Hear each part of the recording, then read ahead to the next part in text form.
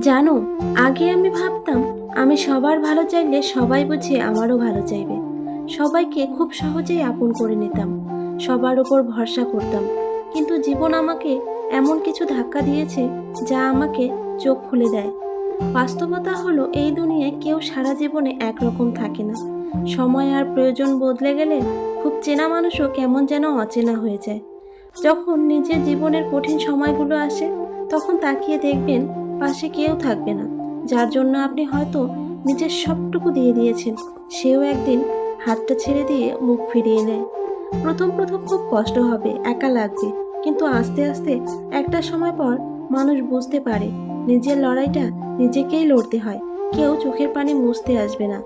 তাই এখন আর কারো ওপর রাগ করি না, কাউকে দোষও দেই না। এখন বুঝে গেছি অন্যের প্রতি আশা না রেখে নিজের ভালো রাখার দায়িত্ব নিজেকেই নিতে হয়। যাই হোক, আজকে রান্না করেছি, হাজবেন্ড নিয়ে এসেছিল বাজার থেকে বাটা মাছ ভাজি, পাট শাকের ঝোল আর আলু ভর্তা। পাট শাকের ঝোল থাকলে তো আলু ভর্তা থাকবেই আমাদের। আজকের মতো তাইলে আসি, সবাই ভালো থেকো।